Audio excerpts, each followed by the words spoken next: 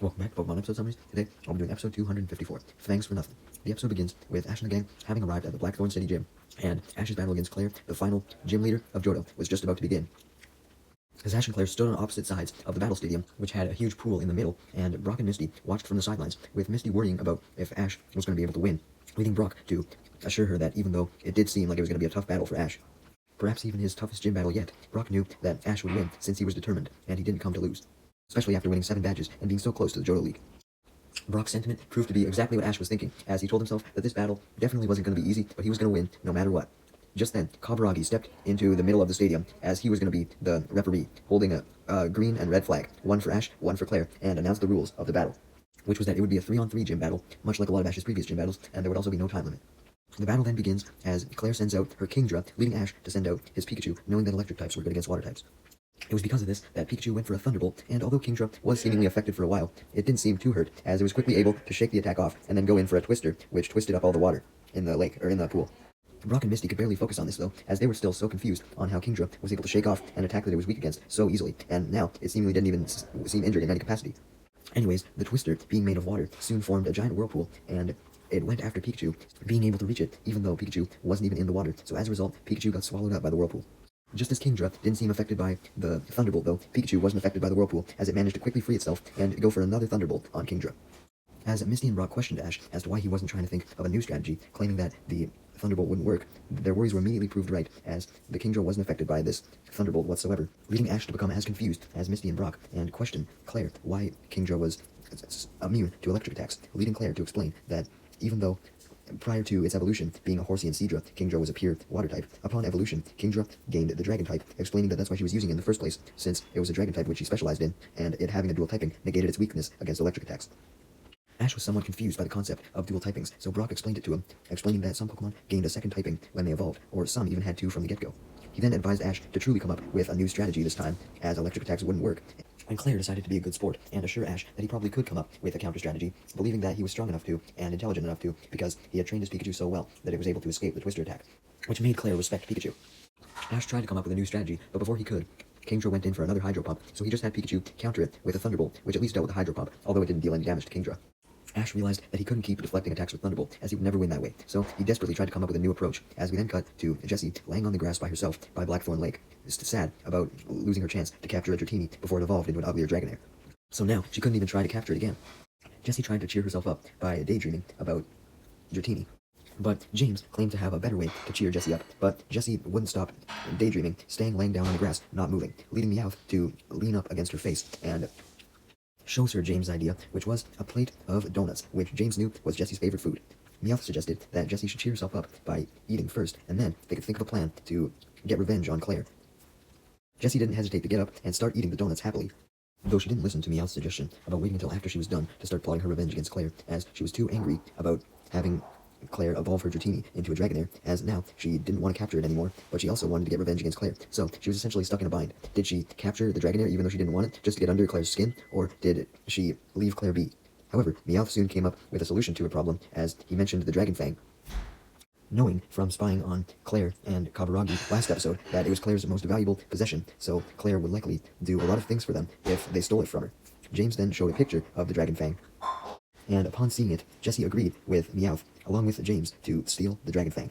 both because it was valuable and because they could use it to potentially manipulate Claire. To celebrate coming up with a new plan, Jessie wanted to go treat herself to some more donuts, only to notice that since Jessie had started plotting her revenge against Claire, something had stolen the donuts from the plate. Wobbuffet had noticed before Jessie did, and began to get scared and look around to see who the culprit could be, knowing that it wasn't any member of Team Rocket, as it had been watching them argue the whole time. However, Jessie did think one of the members of Team Rocket was responsible, obviously not herself, but either Meowth or James, and she yelled at them, accusing them both of stealing the rest of the donuts. Though James and Meowth both denied being the ones to steal the donuts, leading the 3 of them to turn their attention to Wobbuffet, who they believed was the only possible suspect, as he was looking extremely suspicious due to being scared, not knowing that he was simply scared due to the fact that the donuts were gone in the first place. Unfortunately for Wobbuffet, Team Rocket were set in their ways that Wobbuffet was the culprit, as they then heard a similar cry to Wobbuffet's, believing that it was him crying because he was scared. So, thinking that Wobbuffet was responsible, Jessie, James, and Meowth all jumped on him, tackling him almost to death, as Meowth scratched him as well. Unbeknownst to Team Rocket, though, it wasn't Wobbuffet who had taken the donuts, but instead a hidden Why-Not, the pre-evolution of Wobbuffet, that didn't reveal itself. Meanwhile, back at the gym, Ash was trying to think of a new strategy, but couldn't before Kingdra went in for another Hydro Pump, which forced Pikachu to dodge it. However, upon seeing this dodge, it gave Ash the idea to have Pikachu transform it into a Quick Attack, since that should affect Kingdra a decent amount. But, unfortunately, the Quick Attack didn't do much to it either, because unbeknownst to Ash, Dragon types were not weak against normal type attacks by any means. Seeing how even non-electric attacks weren't doing anything, Misty and Brock suggested to Ash that he switch out his Pokémon, reminding him that he was allowed to do that. And Ash thought that this was a good idea as well, although he wasn't sure who exactly to send out, since it seemed as though a lot of his other Pokémon would likely suffer the same fate against Kingdra. But he then realized that he may have one chance as he sent out his Noctowl, of course calling Pikachu back by his side in exchange. His plan was essentially to use Noctowl's psychic attacks to do non-upfront damage to Kingdra, essentially making it do damage almost to itself. He then told Noctowl to go in for its first attack, Confusion. Meanwhile, as Team Rocket walked around the area in Blackthorn City, they soon managed to find a small building, which supposedly was where the Dragon Fang was meant to be located, which James had read in his guidebook of Blackthorn City. Meowth then noticed that the lock on the building that was meant to keep the Dragon Fang safe was easy to pick, so he opened the doors by scratching the lock with his claws, allowing them to go from sneaking to the entrance of the building to sneaking around inside of the building.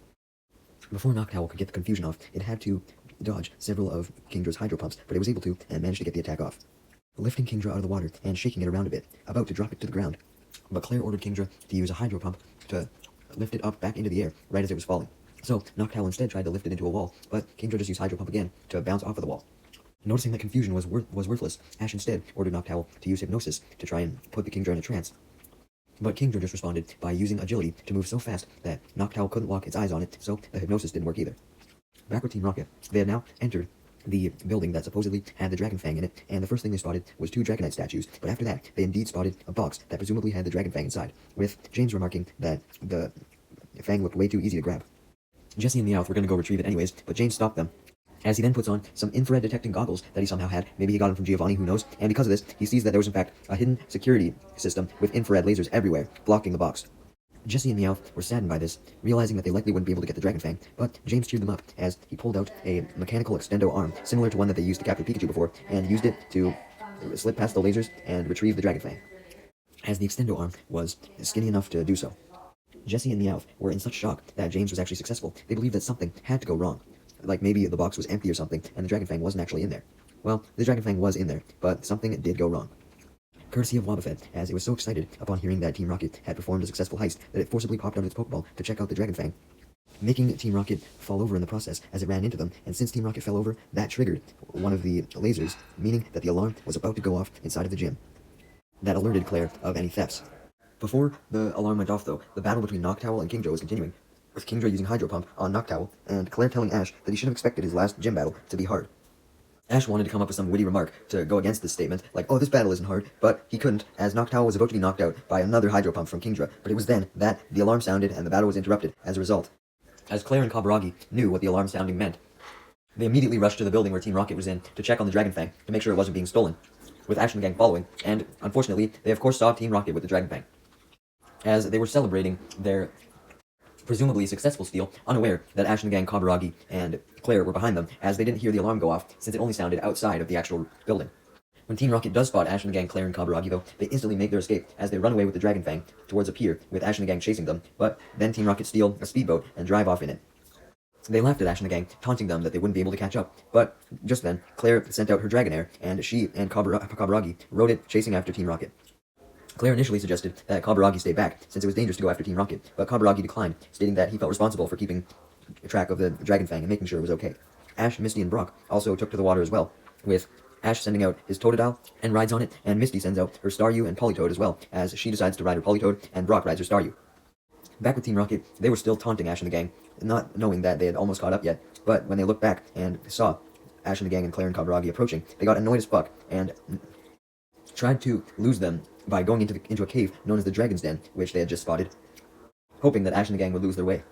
Unfortunately for Team Rocket, Ash and the gang, Claire, and Kaburagi do enter the Dragon's Den, but they were fully prepared